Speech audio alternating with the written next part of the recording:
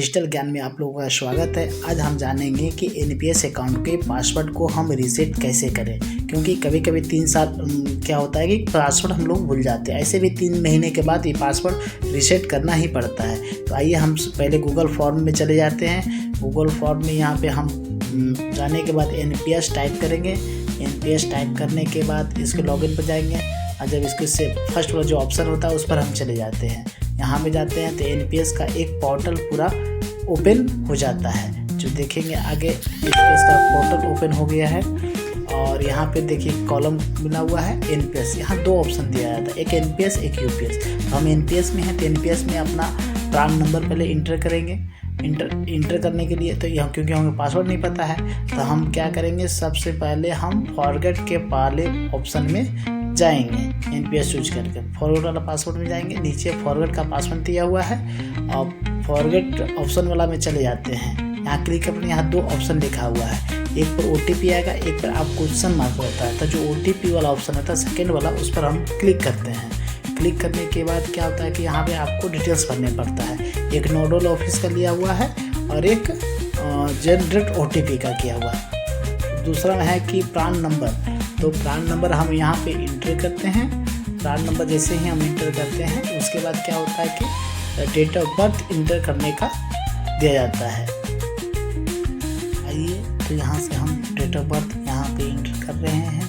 Date of birth inter करने के बाद क्या होता है कि एक एसएमएस का ऑप्शन दिया हुआ आता है, क्योंकि मेरा ओटीपी वहीं पर जाएगा। एसएमएस के माध्यम से हमको ओटीपी मिलेगा। ओटीपी यहाँ पे करेंगे। एक नया पासवर्ड यहाँ पे हमको इंटर करना पड़ता है। जो भी आप पासवर्ड रखना चाहते हैं उसको स्मॉल लेटर में, कैपिटल लेटर में, नंबरिकल में, कुछ एडिडेट मिला के या कुछ भी ऑप्शन मिला के आप उसको इंटर कर सकते हैं। वो कन्फर्म पासवर्ड में वही पासवर्ड डालना होता है। कैप्शन कोड में आपको जो नंबर दिया गया है उसको जोड़ के देखिए, यहाँ लिखा हुआ है 67+6। तो इसको जोड़ के हमको यहाँ पे एंट्री करना होता है। यहाँ पे एंट्री करने के बाद क्या होता है कि हम जब एंट्री कर देते हैं तो मेरा ये पासवर्ड रीसेट करने के लिए एक ऑप्शन खुलता है, जहाँ पे मेरा जो मोबाइल पर ओटीपी आएगा वो मोबाइल के ओटीपी को वहाँ पे एंटर करना पड़ता है। देखिए आप सबमिट कर रहे हैं। यहाँ पे देखिए मेरा जो मोबाइल नंबर है लास्ट का अंक दिया हुआ उस पर ओटीपी गया है और यहाँ पे हम उसका ओटीपी इंटर करते हैं। आइए यहाँ पे हम उसका ओटीपी इंटर करते हैं। इंटर करने के बाद सबमिट का ऑप्शन दिया हुआ है, उस पर हम सबमिट पर क्लिक करते हैं। क्लिक करने के बाद मैंने यहाँ देखिए लिख दिया है कि आपका सक्सेसफुली हो गया है।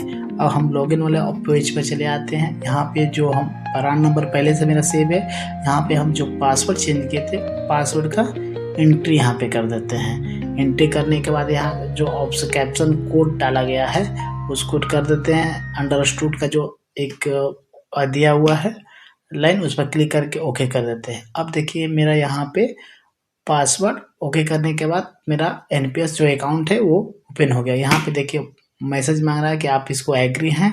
तो यहाँ ये मेरा डैशबोर्ड पूरा खुल गया।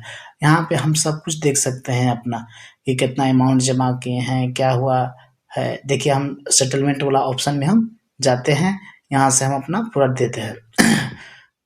यहाँ वाला ऑप्शन में गए, यहाँ पे देखिए लिखा हुआ है कि फाइनेंशियल ईयर 25-26 आपका क्वार्टर कौन सा चाहिए, तो यहाँ पे ऑल कर देंगे।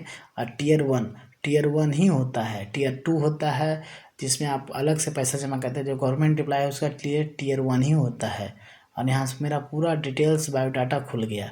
यहाँ पे देख सकते हैं मेरा अमाउंट अभी तक कितना जमा हुआ है, कितना उस पर प्रॉफिट हुआ है और टोटल कितना अमाउंट पड़ा हुआ है, आप ये देख सकते हैं। और आगे में अभी तक हम जब कितना दिन सर्विस किए हैं, कितना % के रिटर्न के हिसाब से हमको यहाँ पे ब्याज भी मिला है। आप इस प्रकार से अपना पूरा पोर्टल चेक कर सकते हैं। चलिए मिलते हैं नए वीडियो में। धन्यवाद।